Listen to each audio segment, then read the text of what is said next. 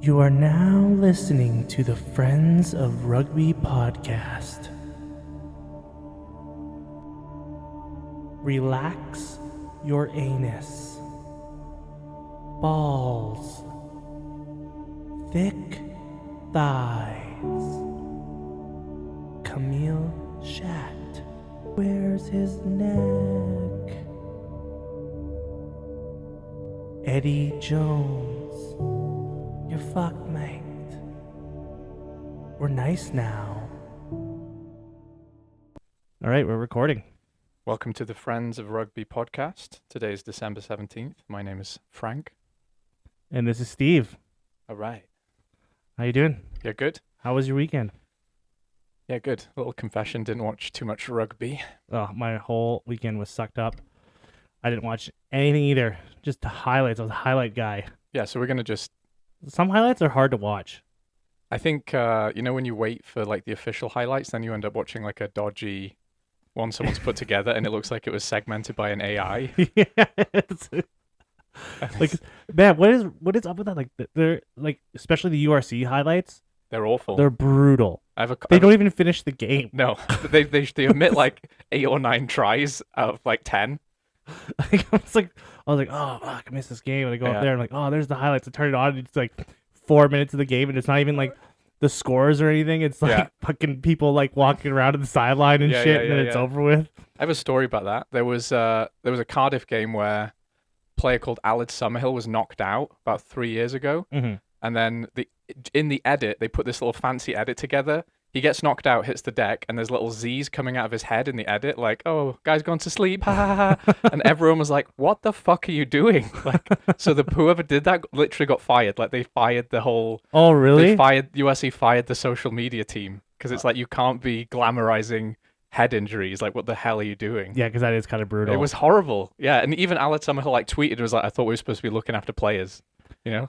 And also like being a rugby fan in Canada, we rely on those fucking highlights. You guys come from a culture where your main sport is people punching each other in the head and everyone cheering, and the ref just going, "Okay, just take a timeout." It's also like all the games start at like 6 a.m. Yeah, that's true. So like you can't like plan your day out, go out through your day, and then you get home at night, eat some dinner, and then rugby games start. Yeah. No, they start like at 6 a.m. Yeah. Yeah. Munster and the Chiefs today was at 6 a.m. It was. And I was out till like 2 o'clock in the morning last night. Yeah. So I slept right through it. Did you watch? So you watched the highlights? No, I did not watch the highlights. I'm just looking at the scores right now on here. So Munster are kind of your team though, right? In the URC. Yeah, then Connacht, yeah. Yeah. And if Connacht's playing Munster, I'm going to cheer for Connacht more. Oh, okay. That's how it goes. Okay, I didn't know that. I thought it was Munster first. When I first got into everything, I was like, yeah, Munster. But then they're like, oh, they're I have a thing for like shitty teams, right? Mm. And that's why I was like, oh, Connacht, like they're always the underdog.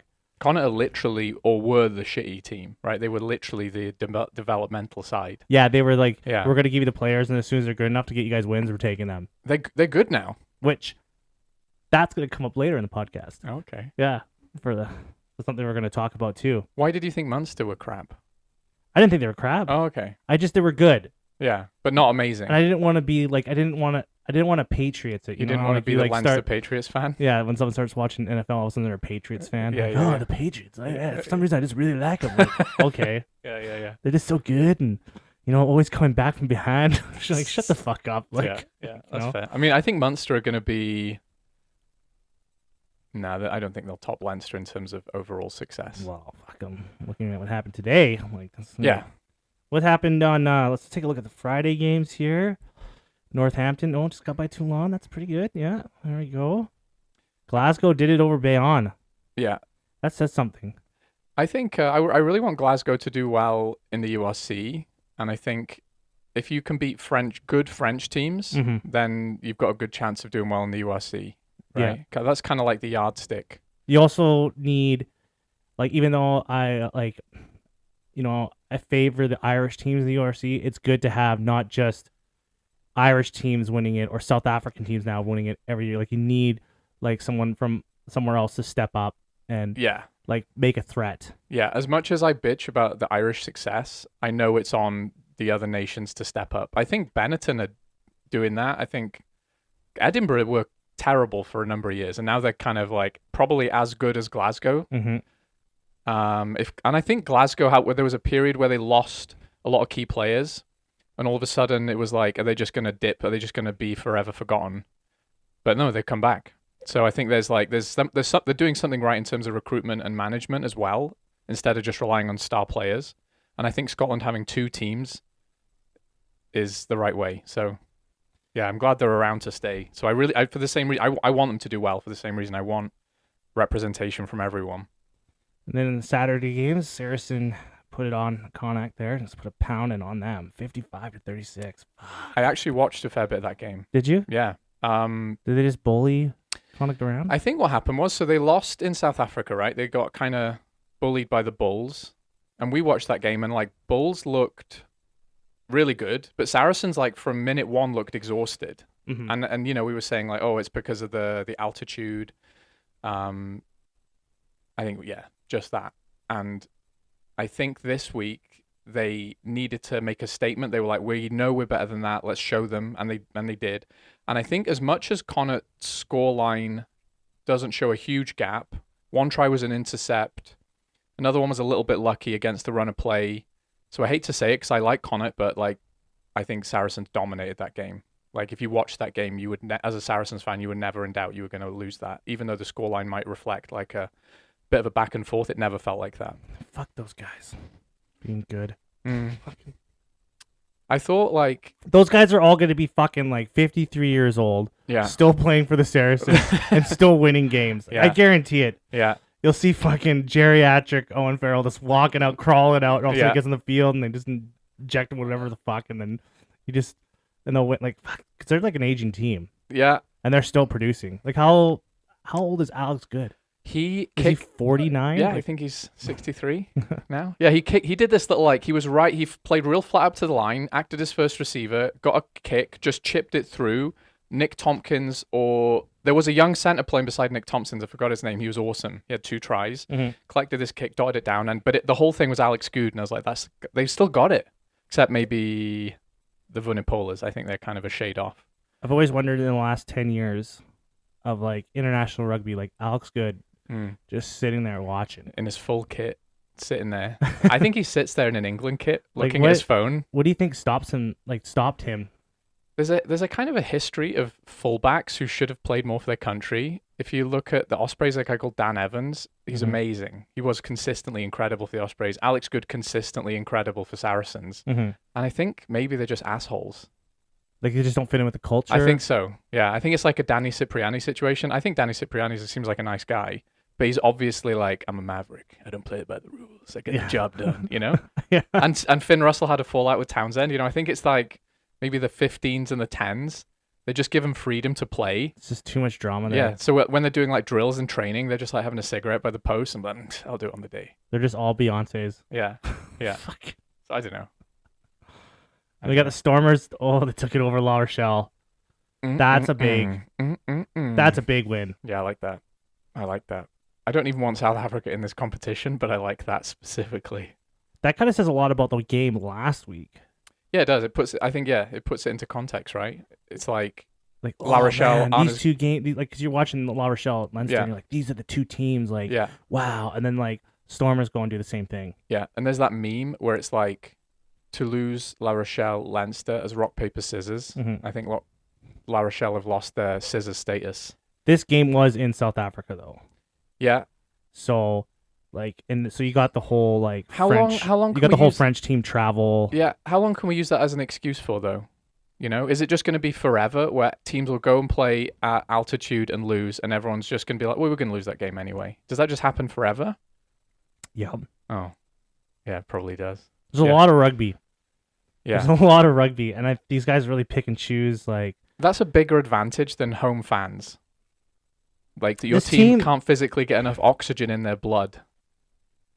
Like this, I'm not privy to La Rochelle's team, per se, but like all their names, still a really good team. Look to be on here. Yeah, so it's still a really good team. And looks like they were coming to win. Like if a 21-1 is not like we're not taking this game. It's not. Yeah, that's true. It's not a beating, so I shouldn't say they've fallen from grace. But what I'm saying is like, if you looked at the French league, you would see that they're not as good as they were last season, where they were dominant. They're not even. I think they're not even top 3. I don't think right now. And then we got Bordeaux, 36-17 over Bristol. What the fuck happened to Bristol? Money. Yeah. You think so? They Oh yeah, broke? they just lost key players after that. They could have. It looked like they could afford a season of really good players. They got to the final. Because they were like the star child a few years ago. Oh, I love Bristol. Like, was it Pat Lam? His name? Yeah, Pat Lam. Yeah, he was like Yeah. turning this team around. Yeah. Everything was like going good, and He was making all the right. He was saying in interviews, "I'm gonna. If you hire me, you don't just get a manager. You don't just get a coach. You get all of a director me. of rugby. He comes in. He designs the shirts. He kisses babies. He shakes hands. You'll get all of me. Yeah. All of this. Yeah. Like, yeah, because it's like, man, like they were like you thought this team was like nothing was stopping this team for years. Yeah. It's sad. It's sad. Yeah. They lost Charles Piatow.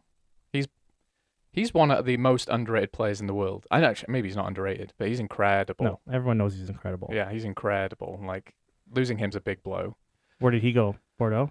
I think I can't remember. Yeah, somewhere in France. I know he's in the top 14 for sure. Yeah. Leon beat the Bulls. That's a big deal. Yeah, that's a big deal too. Maybe that's my story of the week. Is it? Story of the week. Yeah. Did you watch that game at all? No, it's just story of the week. No, I'm not gonna watch it. No, kidding me? Yeah, that's actually a big win for that. It was in France too. Yeah. But Bulls are because Bulls, these South African teams, they want to win this championship. Yeah, they do. They've got a point to prove. They fucking want it bad. Every South African team ever, national and club, always has a chip on their shoulder for no particular reason. It's like they win loads of stuff, and it's still like they're just like, yeah, we've got a point to prove today. It's like, why? You won the World Cup. What have you got to prove? They want Europe. Yeah. They want to conquer it. Yeah, they do. They want to conquer it, and they want it so bad. Yeah. Like, it hurts me. They're gonna one day they'll take it. They could win. Yeah, they can win it. I'm surprised by that result. I thought Bulls would beat them, not comfortably, but yeah, maybe comfortably. Leinster, 37-27 Sale. Next question. Don't care. Nah.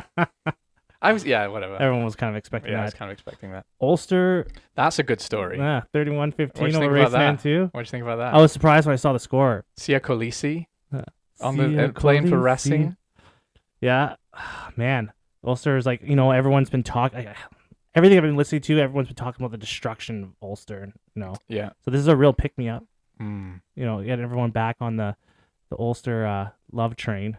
There was a Reddit comment the other day, and it was like, who are Ulster's rivals? And like one of the top comments was, Ulster are Ulster's rivals. It's so true. Who? I want to meet the guy that hates Ulster. I love Ulster. Everyone does. Yeah. I don't know anyone that does. Like, if you're talking about rugby and Ulster comes up, like, it's such a neutral kind of, everyone's like, no one. I want to meet the guy that fucking hates them. It's I fucking can't stand Ulster. And I don't want to speak on behalf of Irish people, but given the political history, and they represent like the quote unquote British part of the island of Ireland, you would maybe expect that there would be some kind of sectarians, but not even. Like all the Irish fans I meet, they're like, yeah, Ulster, good team. I was listening to another podcast this week, and they were like, "Oh, another English team had not a great game," and they're like, "Who's that? Ulster." I was like, "That's kind of odd." Just geographically inaccurate as well. Like, it was just wrong. It was an English podcast too. Oh, that's embarrassing. But it was just really weird. Like I never thought anyone would like refer to Ulster as another English team. Just wrong. I mean, we probably say mistakes about scores and players, but that's just like offensively wrong. It's weird. Yeah, we're gonna start some drama. And then Bath, Cardiff, 39-32, Bath. My boys. That's actually a good turnout for Cardiff. That's what a lot of people are saying. And if you put it into context of Cardiff's exceptionally young squad and inexperienced lack of funding against Bath, who are spending all kinds of money, and have Finn Russell, who's transformed their team, I'm really happy with that result. There's a lot of points. You know what? Looking at just these Saturday games. Yeah, they were high scoring. There's a hot, Yeah. Super Rugby. Yeah. Yeah, they don't. They don't do any tries. Nah, it's all fucking scrams out there, right? Yeah, it's all scrams. They don't score any tries. Shut up. They shut the fuck up. Like, look at this. Yeah, happy days. Yeah, I think that there's a lot of bonus points there. Mm-hmm.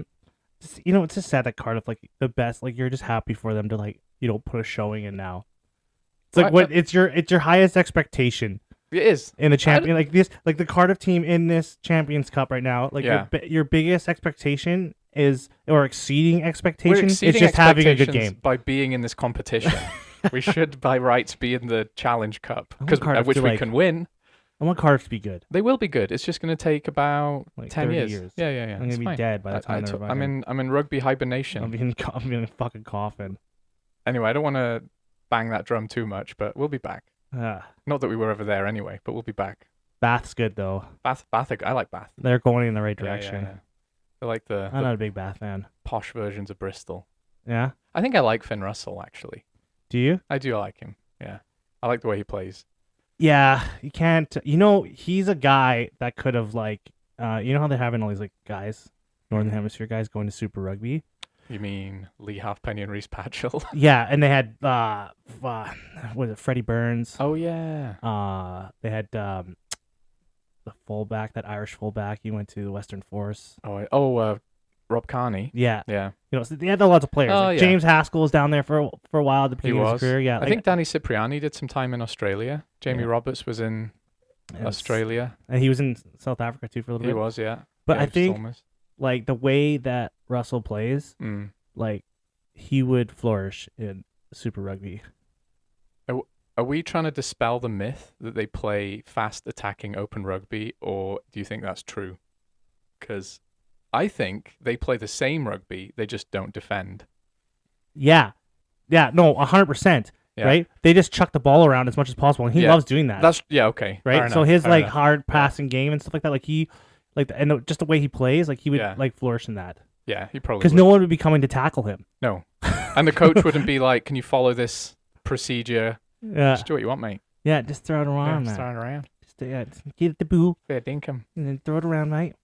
Yeah, it's like I think he's another player. Like I was just thinking about the other day. I was like, man, if he was one of those guys, but he did actually spend some time over down there. Oh, he did? Yeah, so Scotland, or I think it's Scotland, or maybe it's one of the two teams. They have some kind of development program where they send players, Scottish players, to New Zealand to Oh, train I for a didn't know while, that. and Oh, it's like that's a year cool. or two. Oh, that's cool. But they don't play in Super Rugby. They just It's like a private training camp. they they must play- play for a They team. play games, Right, but But not I didn't know in how. Super Rugby. Yeah, because like Finn Russell talked about that in his interview this week. Oh, Yeah, I didn't know that. That's cool. yeah. So he was like talking about that because they were talking about players like playing like in different places and stuff like that. Yeah. And he Okay. mentioned that, so I asked, oh, I didn't know that, Yeah. which is good. Oh, here you go. Lincoln University, which I thought was in Northeast England because there is a Lincoln there, but it says is a public university in New Zealand. So he played for the University of Lincoln. Yeah, so he was down there doing some rugby. Just going to the clubs and Just- playing rugby. Yeah, he was in nightclubs in New Zealand. You lived in New Zealand. The Yeah. nightclub scene. Finn Russell fit in. Yeah, it was that. Yeah, like this with this fucking club shirt on. Yeah. This all the rhinestones all over the place. True Religion jeans. Because that would have been Monster like 10 Energy years hat. ago. Yeah. Guaranteed. Yeah. Finn Russell has a collection of Monster Energy hats. Ed Hardy, whatever the fuck, Affliction, Tap Out. Like he must have been all into that. Like a silver chain or a gold chain? I think a silver Oh, chain. he'd been silvered up. Yeah, I think so. He probably Yeah. still wears a silver chain. It's like a sovereign ring. Yeah, he would have looked like a fucking he would have had his like Ed Hardy shirt on, his True Religion jeans that look like a fucking disco globe, Yeah. and then his chains. Would you have one earring with a diamond stud? Oh yes, You think 100%. so? Yeah. Yeah, okay. Yeah. Yeah, I bet you he's got a fucking Monster Energy drink tattoo on him somewhere He's too. drinking somewhere in England. Finn Russell's drinking a Monster Energy drink right now. Then we get to the Sunday games. Ugh, this was depressing actually. Why? Exeter Chiefs, Munster. I was expecting more from Munster. I think their weakness is teams who can match them physically. They seem to have they beat Leinster recently. Well, in the final, in the semi-final. Name a rugby team where that's not a weakness. Oh, That's a good question. That's a fair question. Like, it is we a do cliche. really good when teams match us physically. let me We put just it- excel. Let me put it another way. Munster's strength is that they outmuscle teams. Mm-hmm. And when a team doesn't, or when a team can match that, they find them hard to beat in other ways. I don't think Munster have as an exciting backline as a lot of other teams in the URC, and they win through wearing a team down. And then when the game opens up, they put some tries on you. All having, they can score early. They've got they do have good backs, but I think as a unit, their backs aren't as important as they are in other teams, right? Munster got some big boys as well. Mm-hmm. You know, This Exeter's Chiefs team though is also exceeding expectations.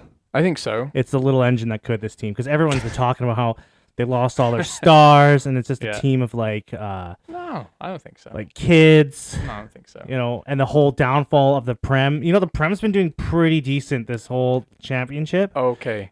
Yeah. and like. There's a reason for that. You keep talking. And then, like you know, with the extra and everything I'm hearing about the Exeter Chiefs is that Yeah. they've lost everything, Yeah. and they're rebuilding. But this team has been like, from what I'm hearing, this Yeah. team is like exceeding expectations. I think But so. I still think Munster should have like, they should have done this, and I think it's like, man, they've had like La Rochelle, Mm. Munster, Yeah. like those are two teams that you know should be doing good.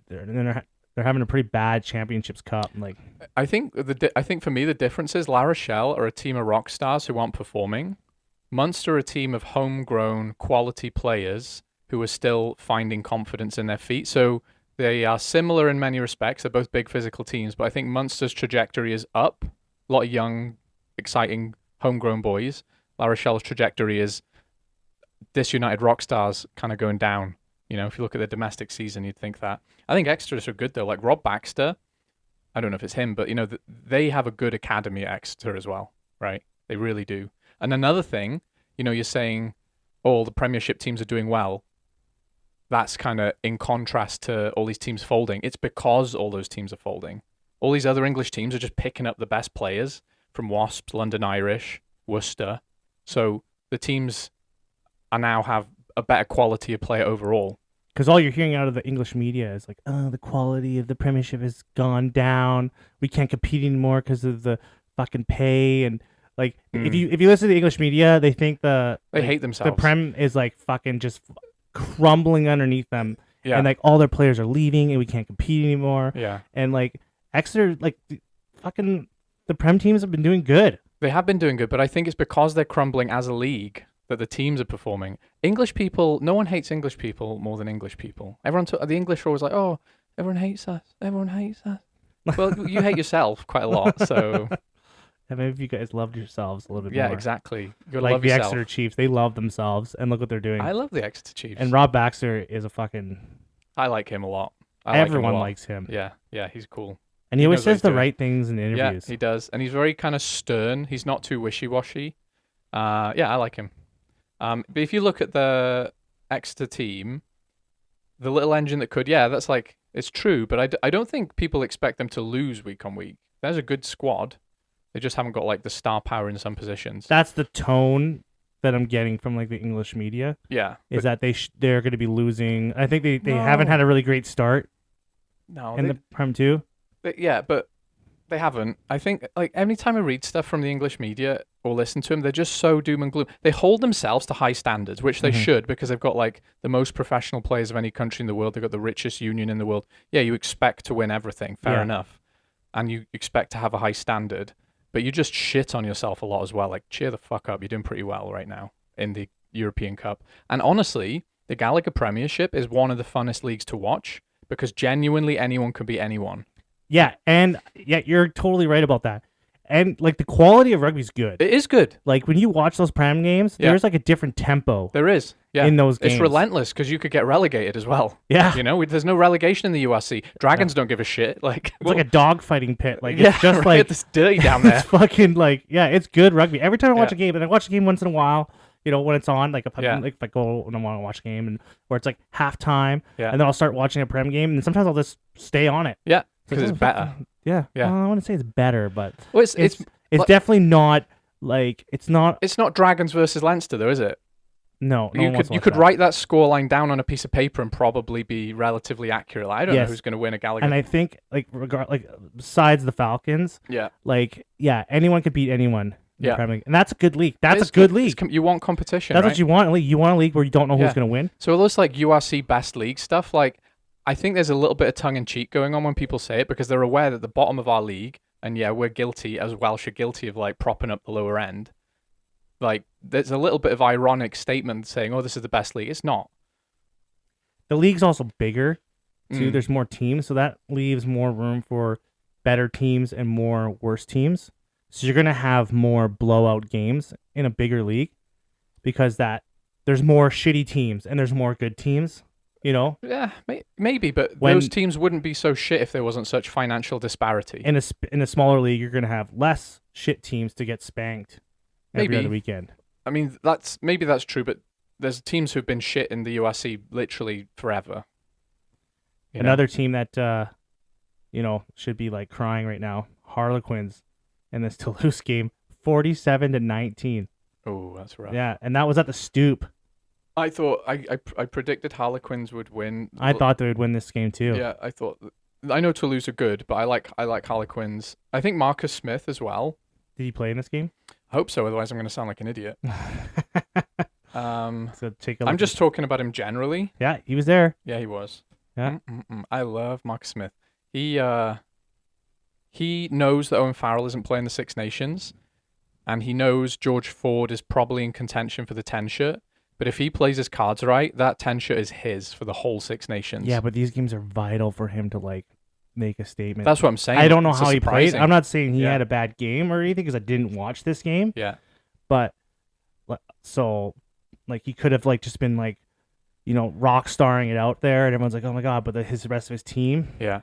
But like they put out this is like a starting team. They wanted to win this game. Oh yeah. Yeah. Yeah. But man, that was a letdown. Like what the fuck happened here? I mean, Toulouse are also really good. So Pont Ramos is playing Yeah. 10. That's Does good. he normally play 10? Not always. No. He can.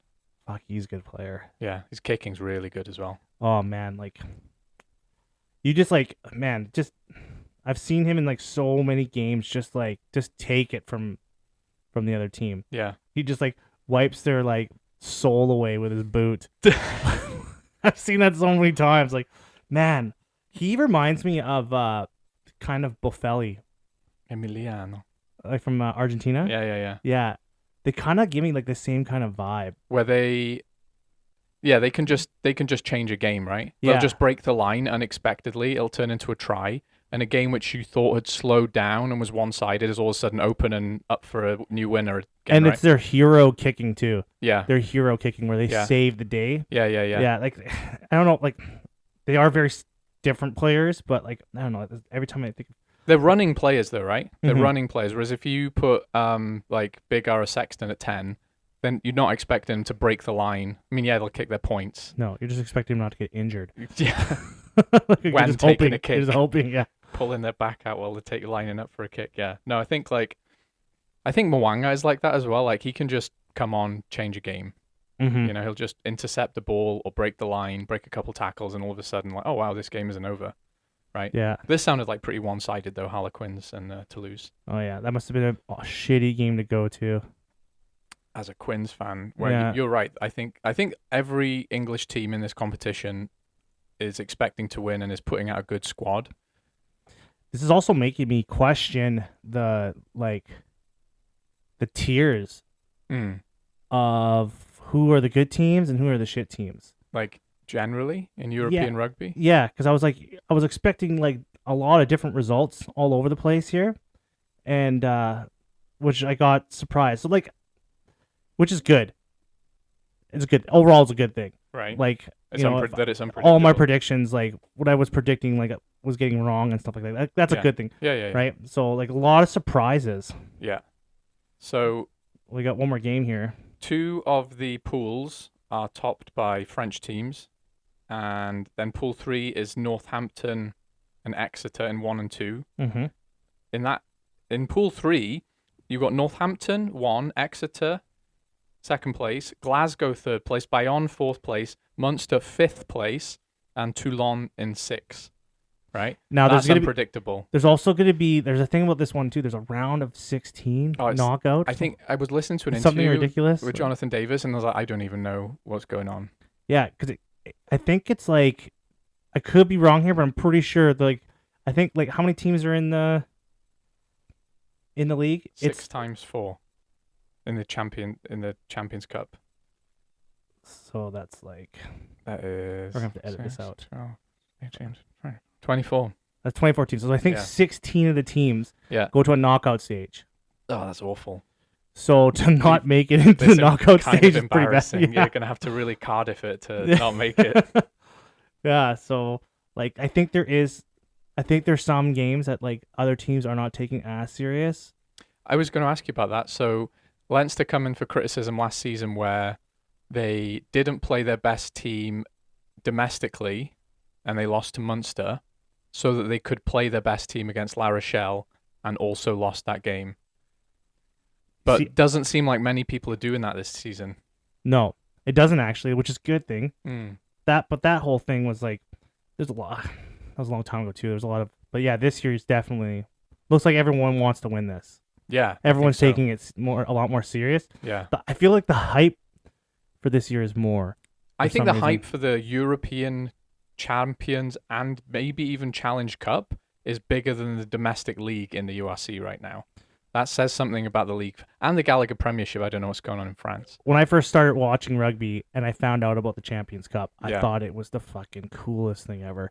Yeah, I was like, yeah, what? Yeah, So all these leagues like come together and Yeah. they face each other off. yeah. It's like It's like a it's like super league. WWE like versus WCW Yeah. back in the day. You're like, what the fuck? This is fucking real. Like, holy shit. And Yeah, then yeah, I kind of yeah. like got more into it and I was like, kind of realized like some teams didn't take it too serious. Yeah. Like Prem, like a top 14 weren't really digging into it. And then Yeah. like the whole relegation in the Prem would stop them from like playing their best teams. Yeah, And I'm like, what the fuck is this? Like, this is Yeah. supposed to be the best of the best. Like, this is what you wait for yeah, all year. That's what I thought. yeah. Right. But this year, it feels like that feeling is there. Like, everyone wants to win this. Yeah, I totally agree. I remember when I was younger and when it was the Heineken Cup, and you'd get to the tail end of it. You'd get to the last few rounds in the finals, and it felt like the pinnacle of rugby. But there were some pool games where either teams were just never going to challenge, or they were not putting out a good team because they were Mhm. probably going to win the Premiership or the Pro 12 as it was back then. But yeah, it does feel like everyone's up for it now. I think for the English teams, there's a kind of a sense of like, fuck it, our league's falling apart. We're just going to play every game like it's our last. Mhm. Like they're not so concerned with the success of the domestic league. That's what I don't know. It's obviously just a feeling, but just looks like, fuck it, let's just win. Let's just play every game. This could be our last. Because just England's falling apart. looking at this, like, yeah, I'm looking at these pools right now. What do you think of like a Leicester final? Oh, no. I think Leicester, or Toulouse. Toulouse, Leinster, Oh, Bordeaux. Look. Ugh. maybe Northampton at the top of the. I know it's only 2 wins, but that surprises me considering that the other teams in that pool. I don't know. I'm not scared. No, Northampton. Munster have Leicester's a good team. Leicester a good team. Like, that's a really good team. I don't think they beat Leinster in a final though. Mm. I don't think they would. But I bet you anything that Toulouse could beat Leinster in a final. Yeah, they're still in the rock paper scissors equation. La Rochelle aren't anymore, so maybe there's room for Leicester to be this new scissors. Mm. But I like they that need. saying. That was pretty good. I like that saying. Oh yeah. Yeah. But they've got to figure out who they're going to beat consistently. I think they've got a better chance of beating Toulouse than Leinster. Leicester? Yeah, Leicester are like, they're like not dirty, but like they're, like rolling around in the dirt kind of team. Yeah, they you are. know?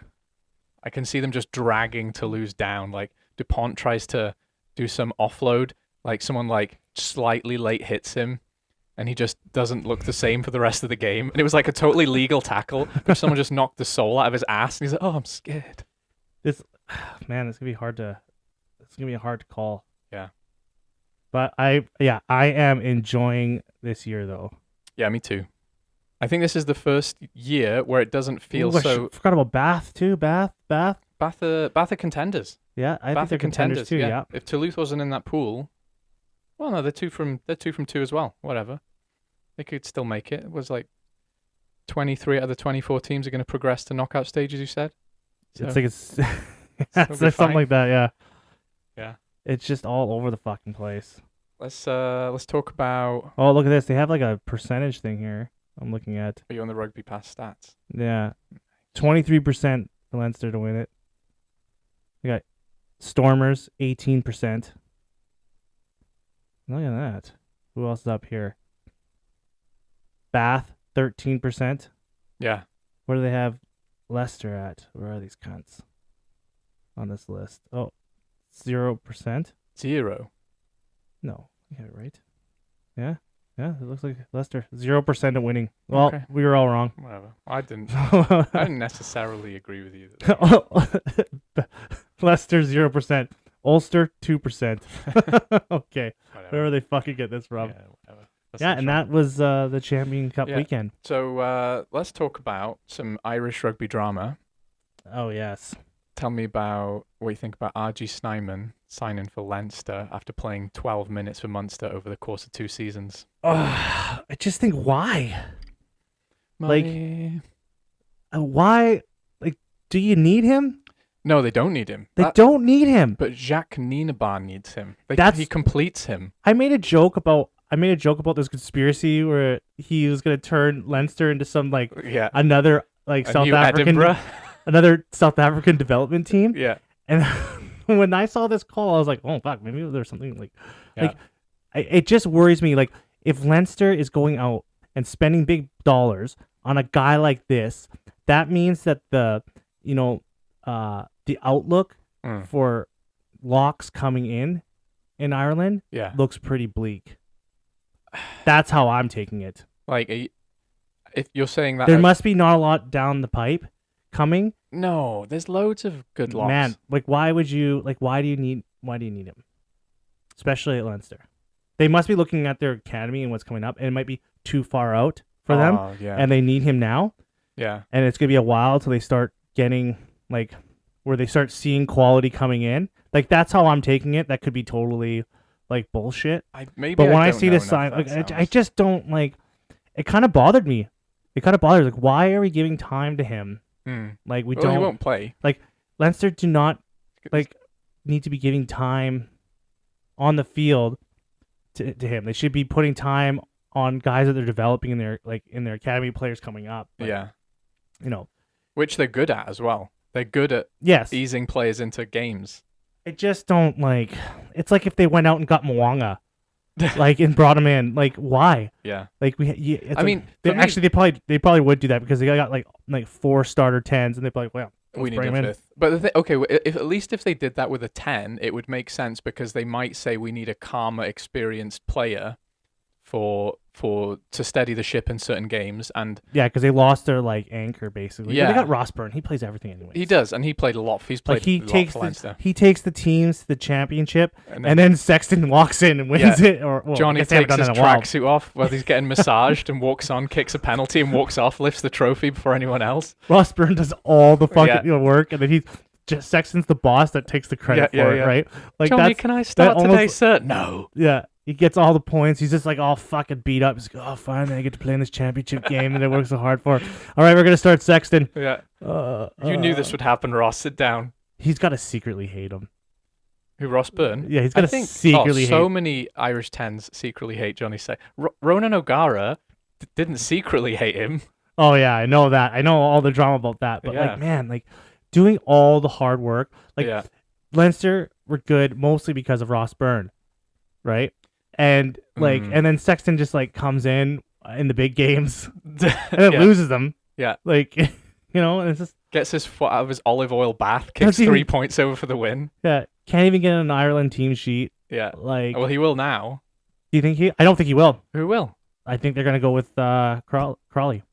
And I think what I kind of agree with you, and I think they'll have Prendergast in the wings. Yeah, like Kieran Crawley. Yeah, and then there's Is it Kieran Crawley and Kieran Frawley? Kieran Frawley and okay, who's the Leinster guy? Who's that? That's Kieran Frawley.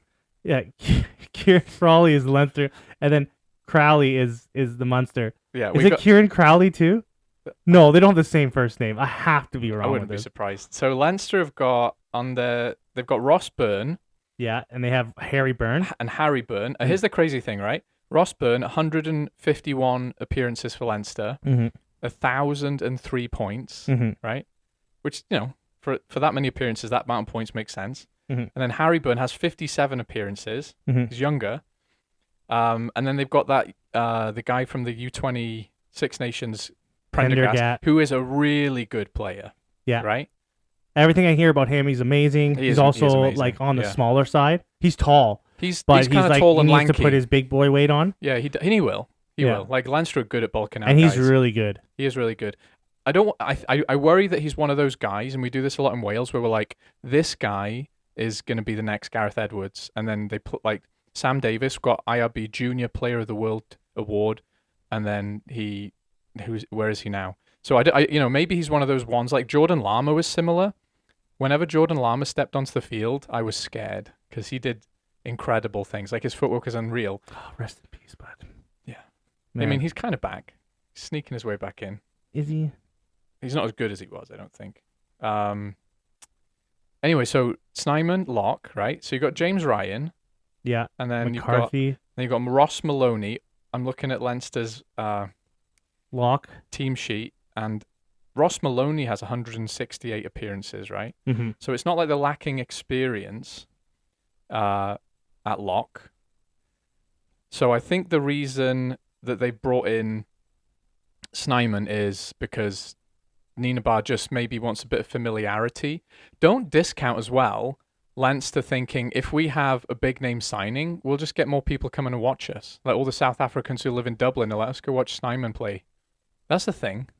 Doesn't always have to be Yeah, about, that's true. you know? It's also Jack Crowley, Jack Crowley. not Kieran Crowley. I was like, why the fuck do I keep getting this?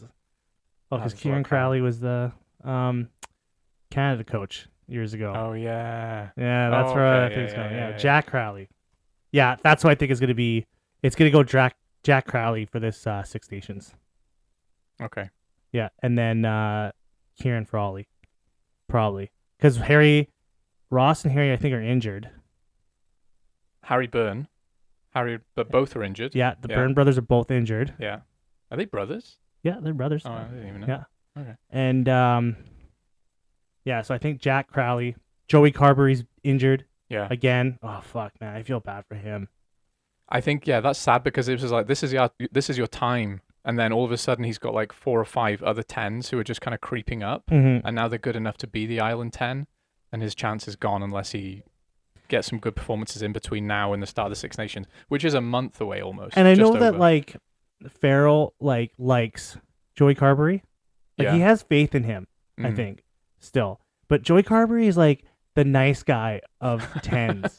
Like he's just like he doesn't have that like grit Yeah. like the other guys have. Yeah. You think like one heavy tackler from a flanker is gonna like knock the wind out of him? Yeah, He's gonna just like, right. He just retreat into he's his a nice shell? guy, you know. He Oh no, we don't makes need you nice breakfast in the morning. You know, he's got coffee Guys. ready. You want to introduce him to your parents? He does but not all the start right right away. things, but he just he doesn't have that edge. He's not gonna break your heart. Yeah. Yeah. Like that's like how I feel. Fuck, I feel bad about him. Yeah. Yeah. Oh, because- I mean, from an Island point of view, though, I wouldn't be worried about number 10. no, that's a bad like having to have a debate. Like they're debating, like they're going through an existential crisis over there. Who's gonna play 10? I know they're losing their mind because they're so spoiled in terms of Mhm. quality players in every Tens. position, right? I It's think less they're a little about, weak. I think they're a little more weaker on their tight head side. I Mm. think their front. Yeah, their prop on the prop side, they're kind of a little bit lighter. They don't have a lot of their good players are aging. A lot of their good players are Yeah. not playing as I great. mean, you say players plural. They only play the same 2 guys in their position. They're not great as in Ireland, not the provinces at like giving other guys a little bit of game time, right? And I think that's why they didn't get very far in the World Cup because teams who are used to being in the knockout stages know how to rotate their squad. Ireland went hard every single game with the same lineup, Oh, I know that was a big. and they just looked exhausted. Yeah, like Like Andrew Furlong Porter, looked. Furlong and Porter, like we were talking about props, Porter's like 25, 26. but they both looked exhausted by the time they were done, you know? Furlong was like he looked like he needed a vacation. He did, yeah. Like he looked He looked fucked. sad and tired. Yeah, he's actually looked like that like this year too. Like he needs a Since- break. Yeah, it probably does. Like they're gonna fucking like Yeah. you look at him, he looks like he's not having fun. Like he just looks like Yeah. he's not enjoying himself, Yeah, and yeah. he's just out there. He's like, all right, everyone, they need me out there. You know, they're just yeah, pumping him full of like yeah. whatever just to throw him out on the field. He doesn't even know where he is. Like I think that's he looks tired as fuck. I Like, think that's Ireland's national and provincial weakness is they're not good at rotating players effectively because it's not like they don't have talent. You know, take a loss every now and again in the cause of developing a youngster, right? fuck that. Yeah, fair enough. Fair enough. Yeah, because it's. Or not even take a loss, but trust somebody a bit more. Mm-hmm. I think Farrell's the right guy to do it. Maybe the likes of Sexton and Porter and Furlong are just sat there going, "I'm not fucking moving. Fuck off if you think someone's replacing me." Well, Maybe it's them. At the same time, all these guys want to play all the time. Yeah, that's what like, I'm saying. It's like yeah. Furlong is not getting forced to play. No. He wants to be out there. He probably wants to start every game. He wants to play every fucking minute. There's not many rugby players who are going to say, "I just need a break today, mate." Like, not happening, is it? So I think once they start thinking like that, it's kind of they're in the twilight. Yeah. What else we got on the news today? There in the news today. Oh, this is exciting. Central contracts in England. I don't know how much I'll talk about this, but I think it's big news. Bigger news than has been reported on. Do you know a lot about this? I don't know so much, but the significant thing is when there was talk about only keeping Itoje or Farrell at Saracens because of their finances, this is now changed, and Itoje can stay at Saracens because they can centrally contract him with the RFU. And he can stay playing for England too. Yeah. So who's that guy playing for Racing 92? The English winger. Henry. Arundel. Yeah, Arundel. Yeah. Like, he didn't have to leave. No. Does that mean that? It kind of does. I don't think they have a rule like Wales does. But if you go abroad, you're basically saying... Yeah, I don't think you can play if you're it's not almost playing. like saying I don't want to play. I think you have to play in the Prem. Oh yeah, no, I think you're right, actually. You do. Yeah, you're totally sorry. Right? You're right. Yeah. They do but have a rule. They had all that salary cap cuts, and a bunch of players left. Yeah. Like Luke Cowan-Dickey. Is he back in the Prem? No, he's in France, I think. Yeah. Well, he was floating around. Who did I see him? That's a really good question. I feel like an idiot for not knowing this because I watched him play the other day. I can't remember who he's playing for now. He was contracted to go and play in France, and then there were some vicious rumors about him having a night out on the piss and then getting fired before he even played a game. Oh. I think that's just like rumors. I don't know actually what happened. He's probably playing Call of Duty. Probably. He was really good. Yeah, he was like he was like top 10 in the world at one point. Yeah. What the fuck was I talking about? Oh yeah, so English central contracts is a big deal because I don't know if you remember a while ago, it was Ellis Genge he was trying to start a union basically. In a union? He was trying to start a workers' union for English rugby players because they get treated like shit, right? Because these are private businesses, each team, and then England want a piece of them, and the players don't have good representation. And when he was doing this interview about it, he just looked pissed off. He was like, not as many people engaged as I wanted them to. I want to help out. We're just being taken advantage of as rugby players. It's brutal. Like, World Cup players came back and they were playing. Nick Tompkins was playing for Saracens after leaving the Wales camp within like 3 weeks of coming home from the World Cup, right? There's just no break. So this is a big deal because out of nowhere, seemingly, the English Rugby Union all of a sudden like, yeah, let's give him a break. Let's help him out. Which I didn't think would ever happen. I didn't think it would ever happen. Mate, it's probably got a lot to do with the fact that there are clubs folding in England and they're finally like, okay, we should probably help him out. But yeah, it's big news. So I wonder if this is going to bring players back. There aren't many English players that you would consider for an England squad overseas. I remember a while ago, there was a player in France, Nick Abendanden. He was amazing, and he played in France. And he basically was good enough to play for England, and every time people talked about him in terms of England attention, and it just seemed like he didn't care. There was another guy, he was a centre, also played in France for Toulon. Delon Armitage, unreal. Should have been in every ever England team at the time. What about Mercer? Jack Mercer, yeah. Well, he's in Gloucester now. Oh, he came back. He came back so he could play for England. Yeah. Oh, that's good because he's actually good. It's not good. Yeah, he's actually good. He's really good. He's really good. And I think the problem was they needed him. They needed him. They needed him at last the World Six Nations. Cup. They needed him. I think they thought it was going to be Dombrandt, the Harlequins 8. Yeah, but he never He just didn't step up internationally, did he? And I like him, but he just seems like more of a club player. Yeah, because I know it was like Zach Mercer was, at the time he was playing in France. Yeah, they didn't pick him. They needed him. I remember I was at the World Cup when I was there, and I was talking to people, some fans, and I was like, "Man, you know who you guys need?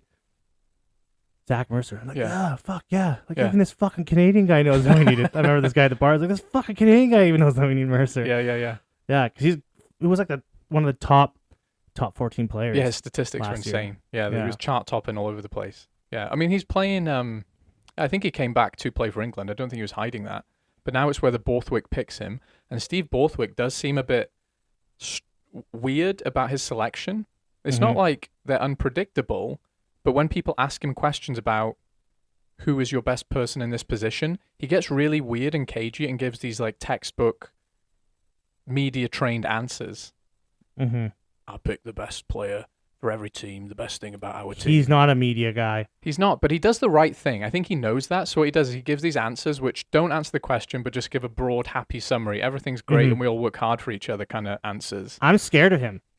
You think England are coming back, don't you? I think so. I think he's got something. I think he's building England into being like this cunty, Dirty, bully fucking team. Physical, Yeah, rolling I around see in that. the mud, biting your ankles. When because I went to that England South Africa game Yeah. in Paris, Yeah. and I saw him out there, and he's like when the teams are warming up, Yeah. like I saw Razzie across, and he's just standing in on the center line. He's just watching England. Yeah. He's fucking in there training with them. Yeah. Slapping asses. Yeah, he's like kissing ears. right in there. Yeah. Like he's fucking training with them. He's got his fucking jacket off. Yeah. It's raining. Yeah. And he's throwing balls around, and he's Yeah. like right in the mix with it. I'm like looking at this guy, and I'm like, this is a coach that these players are probably like, They'll run through brick walls for. yeah. Yeah. And I think he's building up because like I've never all the games I went to, I never saw anything like that. I just saw them, standing at the center, Yeah. watching their team, waltzing around, maybe Yeah. chit chatting, Yeah. looking around the stadium. But Yeah. he was like fucking in the mud with the guys, and I was just like, holy shit!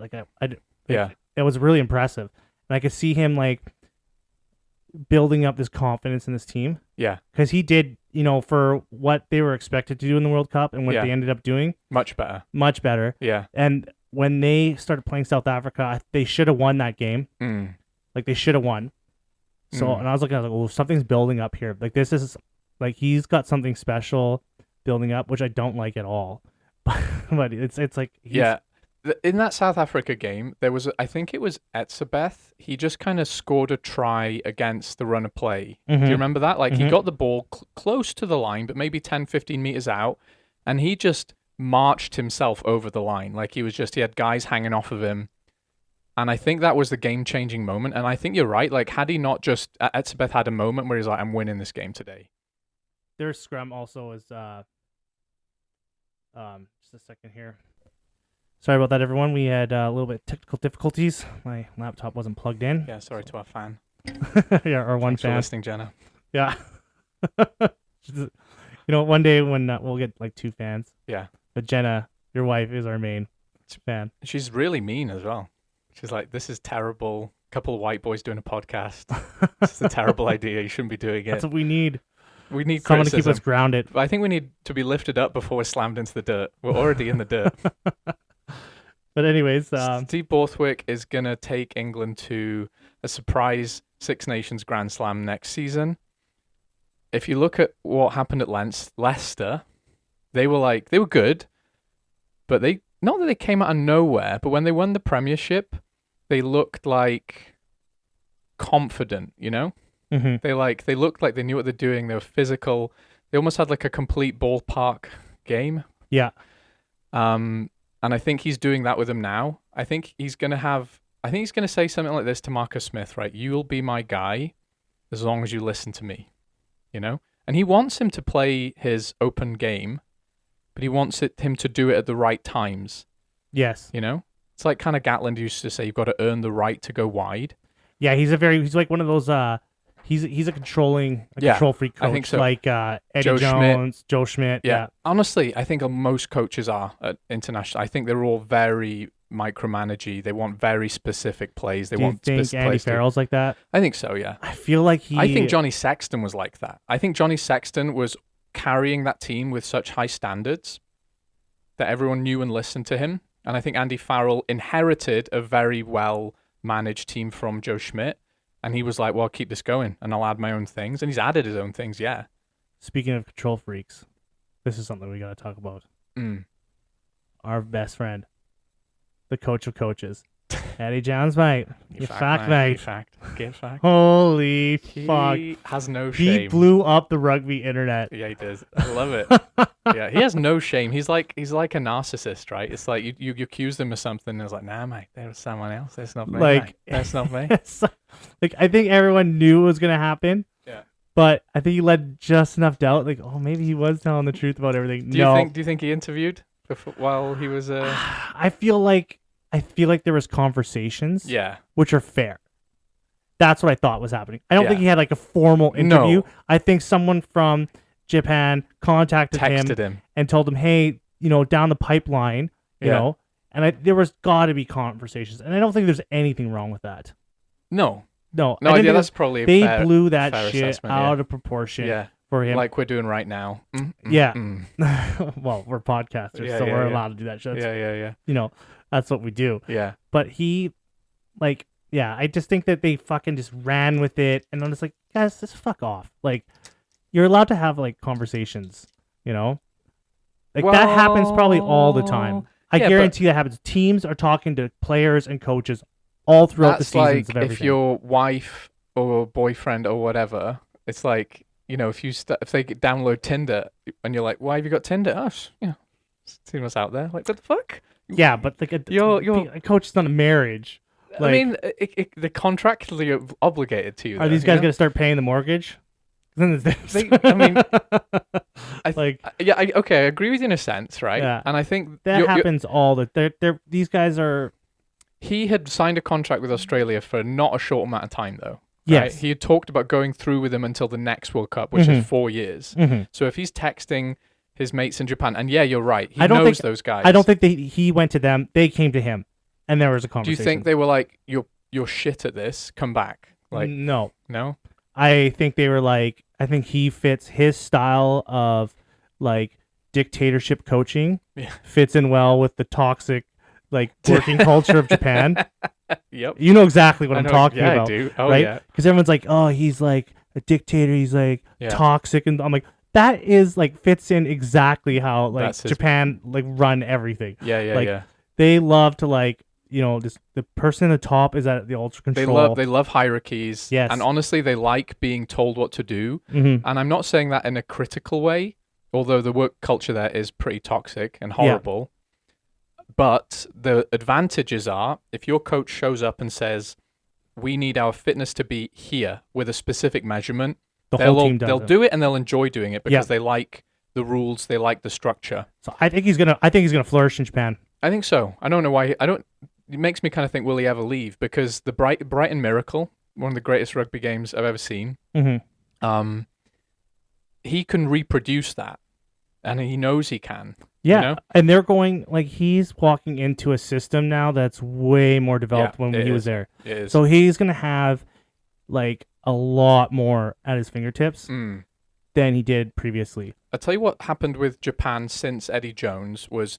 They never look like a team who's going to get hammered again, right? Yeah, they'll lose a lot of games, but they're always in the game, which surprises people because they're physically not the biggest, but they're definitely one of the fittest teams in the world, if not the fittest. And the best drilled.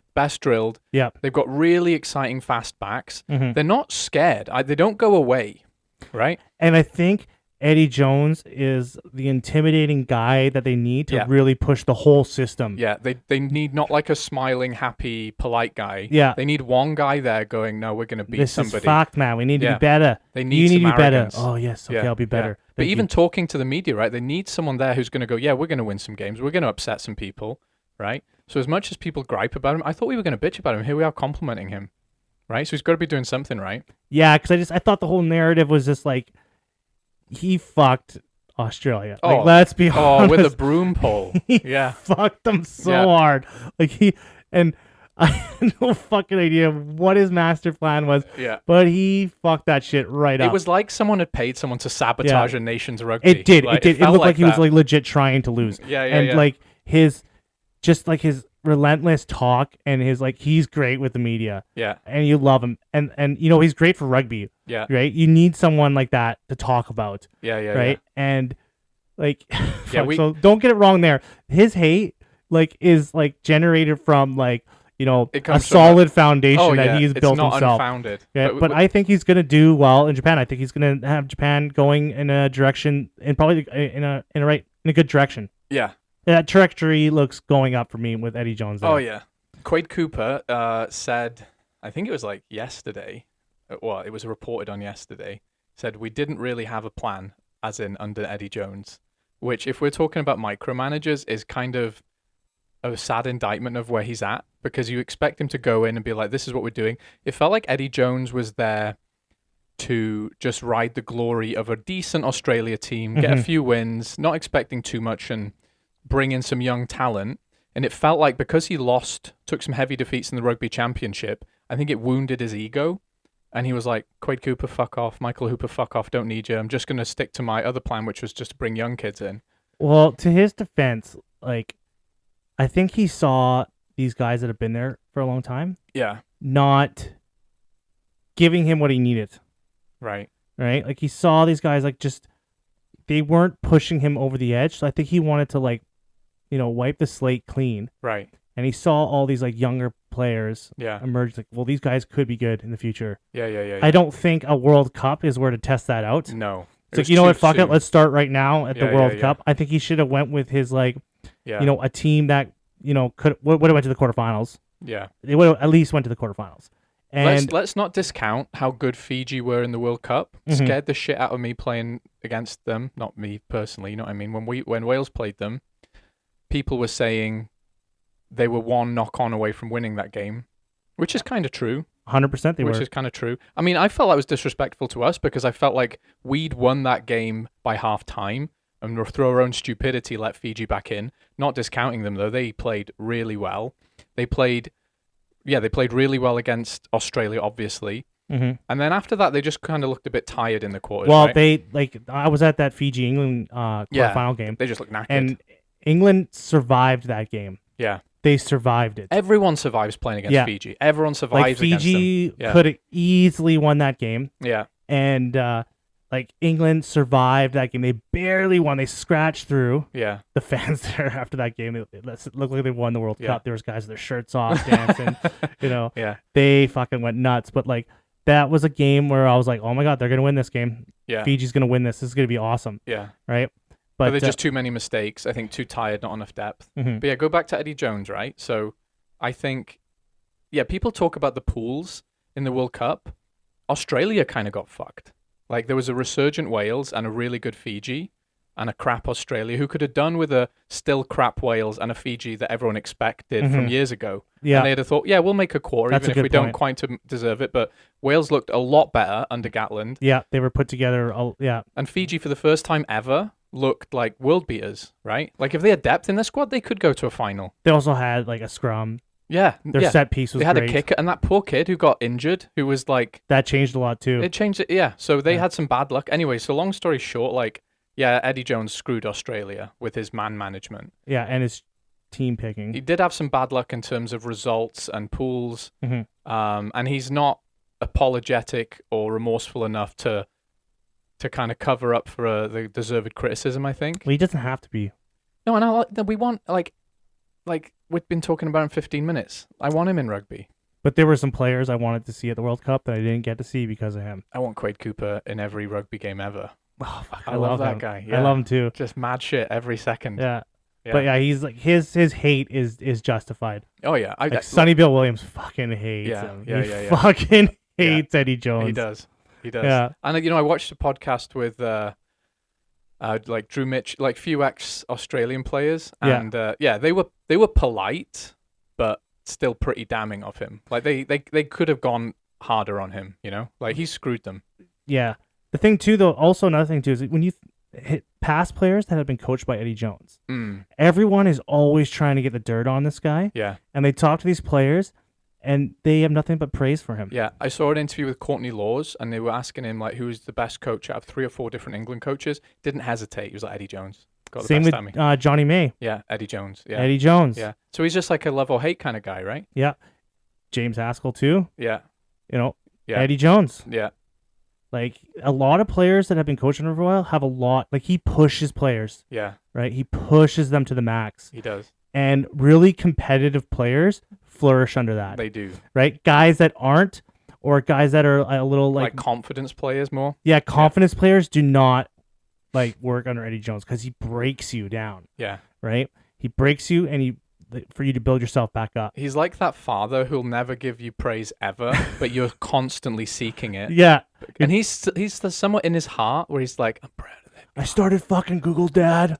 Yeah, that's all right, mate. Yeah. But, you don't own Apple. It's like, Could have done a little bit better there, mate. Yeah. Could have done a little better. fuck. Like, They just want his approval so badly. Anyway. But anyways, that's my thought on it. Eddie Yeah. Jones, Japan. Well, sweet. Yeah, Happy good. days. Bad You for know, Australia. Yeah. Hopefully they do well. Everyone wants a good Japanese team. Yeah, they do. Everyone loves Japan. Like Japan and Fiji, like the World Cup darlings. Yeah. The World Rugby darlings. So, It's a fucking tragedy they're not in the rugby championship. yeah. It's a fucking waste. I don't.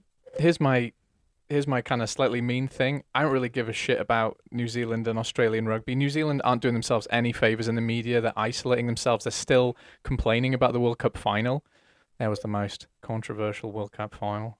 I don't know. They turned it into a crime scene. Turned it into a crime scene. No, they didn't. It's Shut my up. It was favorite fine. fucking It was line. fine. They turned that game into a crime scene. Yeah, no, they didn't. Like, holy fuck. No one else thinks that. That was a perfectly fine World Cup final. I had a great time. But anyway, like, I know it sounds mean to say, but, Australia have so many internal problems in terms of rugby union anyway. Yeah. And it's just a You know what rugby they union should do? problem. They should just Australia should just leave the rugby championship. That would be hilarious. Take Argentina with them. Yeah. Bring in Japan. Bring in Fiji. And Tonga and Samoa. And then New Zealand the whole time will be like, yeah, we always wanted them in here. We're doing North versus South. Yeah. We're doing North versus South. Yeah, no, you haven't been poaching players off them for years and suppressing their potential for years. Yeah, because they don't want to play with anyone anyways. No. So they don't just give a want to fuck. play themselves and they want to go to a World Cup and beat Namibia and then win the World Cup. Yeah, and they then, won that 100-0 game. Yeah, Oh fuck, that's Yeah. brutal. yeah.